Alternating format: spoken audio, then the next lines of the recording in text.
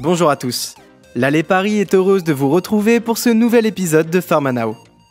Aujourd'hui, nous recevons Thomas Clausel, cofondateur et CEO de Owkin. Bonne écoute. Laissons tout d'abord notre invité se présenter. Oui, écoute, salut à tous. Moi, mon parcours académique était assez court. J'étais interne en médecine à Paris. J'ai fait un clinicat d'hématologie. J'étais chef de clinique dans l'unité lymphoïde de l'hôpital Mondor. Donc, je traitais des patients qui avaient des lymphomes. En parallèle de ça, j'avais fait quand même pas mal de parcours à l'étranger. Ça avait été un peu un parcours du combattant parce que j'avais fait mon Master 2 à Cornell, enfin la partie médicale de Cornell qui s'appelle Weill Cornell à New York. On m'avait pas trop aidé à l'époque. La PHP n'avait pas été hyper aidante et facile, donc j'étais parti un peu à mes frais. Voilà. Et puis ensuite, j'avais enchaîné avec un 2 ans de fellowship en recherche à New York là-bas. Donc en fait, j'ai fait un espèce de Master 2 prolongé parce que j'avais adoré la recherche là-bas et je trouve ça hyper sympa. Donc voilà, donc plutôt un parcours assez classique d'internat, clinica de médecine, entrecoupé par ces années de recherche à Cornell, à New York, avec un Master 2 étendu que j'avais vraiment beaucoup aimé. Mais j'ai arrêté après mon clinica, donc j'ai arrêté assez tôt dans ma carrière académique. Est-ce que vous pouvez nous expliquer en quoi consiste Owkin? En fait, Owkin, c'est vraiment une plateforme de recherche qui permet à tous les chercheurs en médecine de répondre à des questions importantes en recherche médicale en ayant accès aux bonnes data et avec les bons outils data science.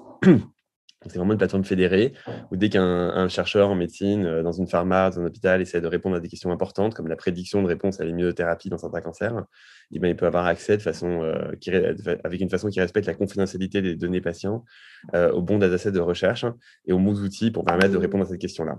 Donc, c'est vraiment un outil qui permet d'augmenter la recherche médicale de façon globale et ceci sur l'ensemble des modalités de data médicale qui existent. Ça va de l'anapath à la génomique en passant par l'imagerie médicale ou les données cliniques.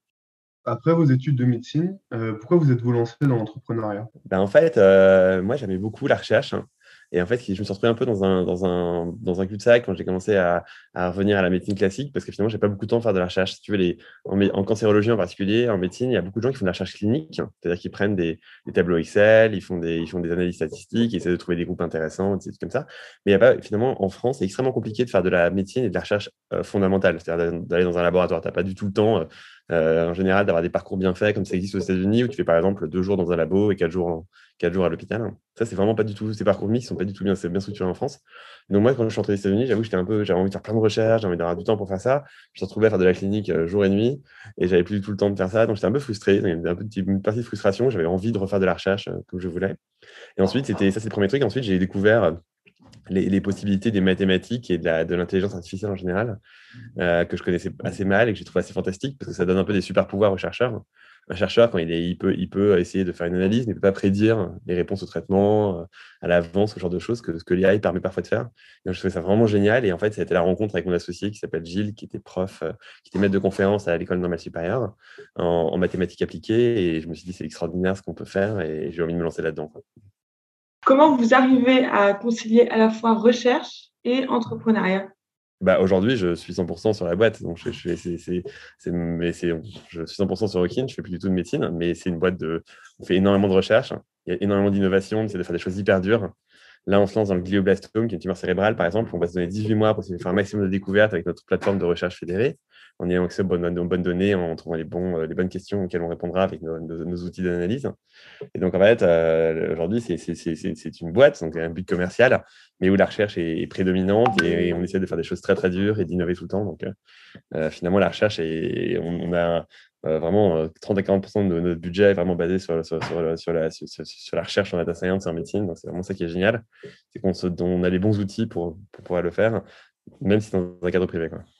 Quelle est la place d'un pharmacien dans votre secteur, donc le secteur du biomédical et des biotech? La place d'un quoi, pardon? D'un pharmacien, parce que nous, on est étudiants en pharmacie. Ah, j'en sais rien. Vous ne travaillez pas forcément avec les pharmaciens. Non, mais dans le secteur, la place, non, nous, en fait, on a beaucoup de gens qui viennent de pharma. Il y a évidemment plein de places pour les gens de pharma. Donc, en fait, on fait beaucoup de partnerships avec les hôpitaux, où il faut bien comprendre les questions des médecins, les problèmes qu'ils ont, et qui sont souvent des questions qui tournent autour des médicaments. Est-ce qu'on peut comprendre pourquoi certains patients répondent à l'immunothérapie ou pas? Est-ce qu'on peut répondre comment il faut combiner des médicaments ensemble? Et donc là, évidemment, la connaissance chimique des pharmaciens et du contexte médical est hyper importante. Donc, nous, on a pas mal de gens dans l'équipe partnership qui ont fait pharma. Ensuite, on a aussi des parcours de gens dans la pharma qui sont rentrés dans l'industrie. Il y a beaucoup de gens dans la pharma qui rentrent assez tôt dans l'industrie et qui ensuite, du coup, nous, on a des gens du côté business développement qui viennent de la pharma, qui ont fait de l'industrie et qui ensuite ont envie de venir dans une startup et un cadre un peu plus sympa. Et voilà, donc en fait, au total, on a beaucoup de gens de la pharma par différents parcours. Soit parce que l'industrie, c'est un parcours assez naturel, soit pour des côtés plutôt partnership hospitalier. Donc, pour nous, les parcours pharma, c'est super important, quoi. Quels conseils auriez-vous à donner à des étudiants qui veulent se lancer dans l'entrepreneuriat? Déjà, de ne pas le faire trop tôt, quoi. Je pense qu'il ne faut surtout pas se lancer dans l'entrepreneuriat avant d'avoir des hard skills. Les hard skills, c'est d'être très bon déjà, ce que vous faites, c'est apprenez bien la pharma et faites que ça, pour l'instant. Ne vous lancez surtout pas, à mon avis, de se lancer dans des idées, c'est comme si on se lance trop tôt bien apprendre la médecine, ce que c'est qu'un patient, c'est important avant de se lancer dans autre chose, et au moins on a vraiment ça comme acquis. Il faut faire attention à ne pas avoir de demi-acquis, quoi, et de ne pas faire les choses à moitié, ça c'est le premier conseil. Donc c'est vraiment important de finir des cycles. Il ne faut pas s'arrêter dans un milieu de cycle. Finir un cycle de pharma, c'est important avant de commencer. Après, ça ne veut pas dire qu'il ne faut pas essayer d'avoir des bonnes idées, tout ça. Ce qu'il faut aussi, je pense, il y a trois autres choses qui sont importantes à apprendre comme skills. Déjà, programmer pour n'importe qui. Je pense que d'apprendre les bases de la programmation, c'est un truc qui est un langage tellement universel dans le futur que c'est vraiment génial. Même en pharma, pour avoir de la recherche, on peut toujours apprendre vraiment un peu les bases de la programmation. C'est vraiment sympa pour les jeunes et s'y mettre assez tôt. D'aller à l'étranger, vraiment, il faut vraiment aller à l'étranger. Il faut pousser vos facs à vous aider à partir à faire 1 an ou 2 aux États-Unis pour apprendre d'autres choses. C'est vraiment très important. Je ne dis pas en Erasmus à faire la teuf, c'est aussi important, donc il faut faire les deux. Mais donc faites la teuf, mais aussi aller apprendre des trucs à l'étranger, c'est vraiment, vraiment bien. Et les facs aident assez peu en général à faire ça. Et puis ensuite, non, faire ce que vous faites, quoi. Essayer d'aller poser des questions, d'apprendre des autres, d'avoir des mentors. C'est bien d'avoir des mentors. En France, on n'a pas beaucoup de mentors. Moi, j'ai mon mentor, Dick Foster, qui est prof d'innovation à Yale. Qui est un des premiers, le fondateur de la Francis Healthcare de McKinsey. Il m'apprend des milliards de trucs. Et le fait de faire ça aux États-Unis, les gens aiment bien avoir des mentors. En France, c'est assez peu. Ça, je trouve ça bien de trouver un mentor qui a envie de vous accompagner dans votre parcours. Et ensuite, apprendre un dernier truc qui est un truc qui n'est pas du tout bon. C'est vraiment ce qu'on appelle le project management, c'est-à-dire et s'entraîner à faire des projets et à bien suivre un projet de façon intelligente depuis le début jusqu'à la fin. Ça peut être un projet pour une NGO, ça peut être un projet d'organiser un voyage de fac, mais de le faire de façon vraiment intelligente, d'essayer de comprendre les raisonnements derrière, de bien rationaliser les coûts, d'apprendre à suivre un projet, en fait. C'est quelque chose qui est très, très difficile. Comme vous savez, par exemple, quand Apollo 11 est allé sur la Lune, il y avait à peine des ordinateurs et tout ça, et c'était les Américains. Et si les Français avaient fait la même chose, les Français, ils sont pas bons en project management. Donc, si les Français avaient fait pareil avec aussi peu d'ordinateurs, la fusée ne serait jamais allée sur la Lune, quoi. Donc, tu vois, c'est vraiment un truc, apprendre le project management, voilà, bien gérer un projet, c'est important. Donc, coder, être curieux, avoir des mentors, poser des questions, apprendre bien à gérer des projets. Un projet, tout est un projet dans la vie, donc il faut vraiment essayer d'apprendre. C'est une vraie science, le project management. Et puis finalement, surtout, de ne pas faire les choses trop tôt, trop vite, parce que finalement, on a toujours l'impression qu'on a des idées. Une idée, ça vaut rien. Hein. C'est comment tu l'exécutes qui est important. Et finalement, on a l'impression qu'on a plein d'idées qu'on a envie d'exécuter, mais il faut aussi surtout apprendre bien la pharma, bien la médecine et tout ce que vous faites à côté. Comment vous avez réussi à aller à l'étranger alors que la PHP vous avez pas aidé, quoi? Ouais, c'était hyper compliqué. C'était vraiment, je te raconte même pas, quoi. C'était mon master 2 et mon master 2, j'avais trouvé un stage à l'étranger chez Harry Melnick à Cornell. J'avais trouvé quelque chose qui m'intéressait vraiment comme domaine de recherche, qui était l'épigénomique. Et je voulais vraiment aller franchement, je voulais juste aller à New York en fait en vrai, mais je voulais aussi y aller parce que ma femme était à Columbia à l'époque, donc il y avait plein de raisons aussi perso. J'ai trouvé un laboratoire qui m'intéressait vraiment. J'ai fait tout le dossier et j'ai réussi à avoir les bons supports pour y arriver. Et ensuite, le master 2, ils m'ont absolument pas aidé, quoi. Ils m'ont dit, voilà, tu te débrouilles. Et puis ils m'ont même demandé de revenir pour des cours d'1 heure ou 2 en France, alors que j'avais pas de bourse, j'avais pas d'argent, personne ne m'aidait. C'était une professeure qui s'appelait je ne sais pas son nom, mais vraiment, c'était nul.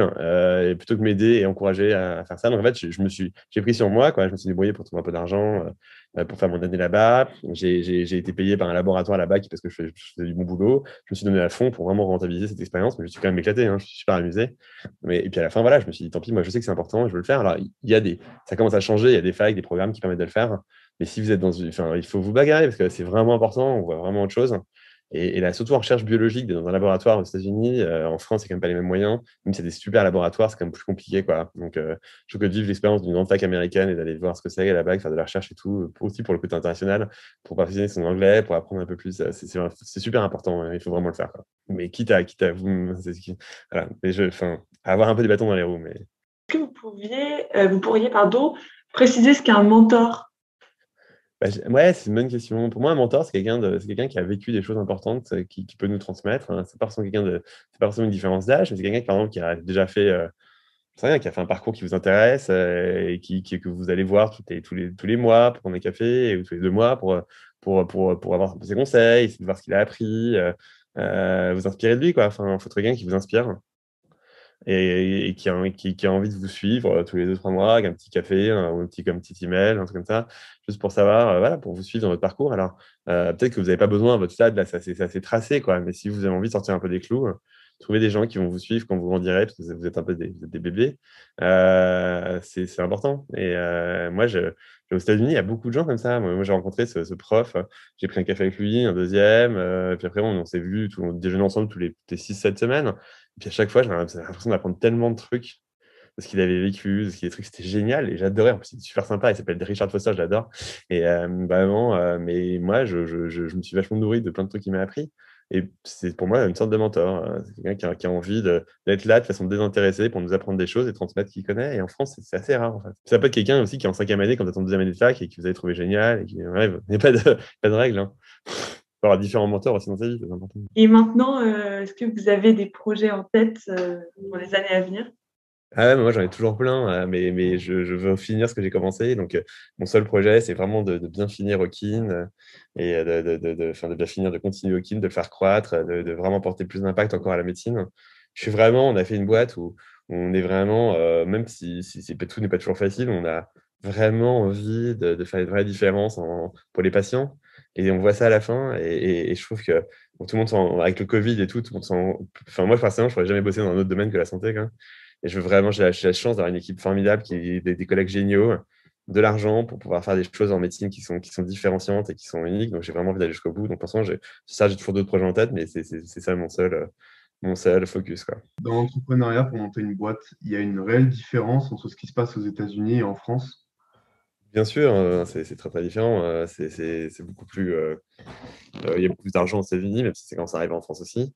Après, en France, il y a plein de trucs qui sont aussi vachement bien. Il y a la BPI qui aide énormément, il y a des super fonds, Cathay, First, tout ça. Donc, il y a quand même des très très bons fonds aussi. Donc, c'est un peu plus facile aux États-Unis parce qu'il y a plus d'incubateurs comme Y Combinator et tout ça. Il y a plus ça dans le mindset. Il y a plus ce qu'on appelle l'innovation. En fait, l'innovation, c'est vraiment les cellules d'innovation, c'est vraiment c'est les équipes qui valorisent dans les hôpitaux, dans les grands centres académiques, les découvertes des gens. Et donc, il y a vraiment il y a beaucoup de profs aux États-Unis qui ont aussi 5 startups, 10 startups, 20 startups. En France, c'est un peu plus rare quand même.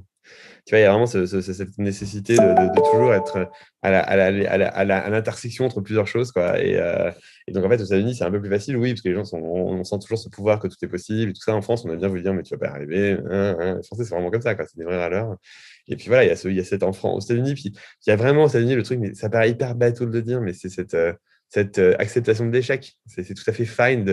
Aux États-Unis, tu peux tout à fait dire que tu as échoué 10 fois et les gens trouvent ça positif, parce qu'ils savent que tu as appris. C'est vraiment en France, on a vraiment ce mal-là. Et c'est vrai. Hein, Et puis autre chose, aux États-Unis, c'est aussi comment dire, ils ont tous des side projects aux États-Unis. Donc ça, c'est sympa d'avoir il y a plein de gens, je me souviens d'un mec avec Google qui était